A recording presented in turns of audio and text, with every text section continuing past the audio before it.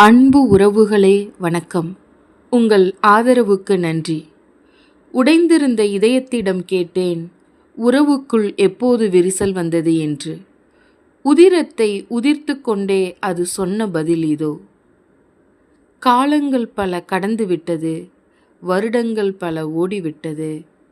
நின்று நிதானித்து இருந்தால், யோசித்து பேசியிருந்தால், மனிதனை மனிதனாய் மதித்திருந்தால், மனதார மன்னிப்பு கேட்டிருந்தால், நான் உனக்காகத்தான் என்று சொல்லியிருந்தால், நீ எனக்கு வேண்டுமென கேட்டிருந்தால், சாப்பிட்டாயா என்று விசாரித்திருந்தால், நான் இருக்கிறேன் என்று அணைத்திருந்தால், பார்த்து கொள்ளலாம் என்று பக்குவப்படுத்தியிருந்தால், இதுவும் கடந்து போகும் என்று என்னுடன் நின்றிருந்தால், அன்பாய் 4 வார்த்தைகள் பேசியிருந்தால், என்னை பார்த்த அந்த நொடி உன் இதழ்களில் சிறு புன்னகை பூத்திருந்தால்,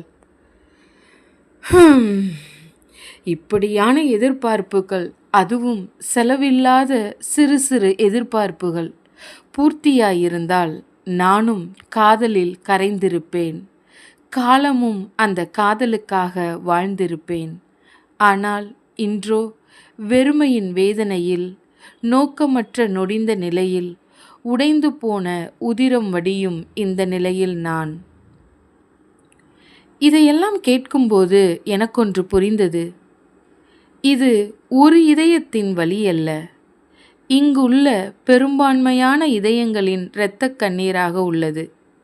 எங்கு திரும்பினாலும் இந்த ஏக்கங்களின் ஓலங்கள்தான் ஓங்கி ஒலிக்கின்றன. என்னதான் தீர்வு இதற்கு? அன்பாய், ஆதரவாய், பேச வேண்டிய இடத்தில் பேசி, விட்டு கொடுக்காமலும் விலகி போகாமலும், கண்ணில் தெரியும் காதலையும் கனவையும் கண்ணியமாய் புரிந்து, நீ எனக்காக, நான் உனக்காக, நாம் இருவரும் நம் குழந்தைகளுக்காக என்று இவ்வுலக வாழ்வில் மட்டுமல்ல, ஆன்ம வாழ்விலும் தோழமையாய் தோள் கொடுத்து வாழ்ந்திட, என்னிடம் ஆலோசனைக்காக வந்தவர்களுக்கு மட்டுமல்ல, இவ்வையகத்தில் வாழும் அனைவருக்காகவும் என் இறைவனை பிரார்த்திக்கிறேன். நன்றி. வாழ்க வளமுடன்.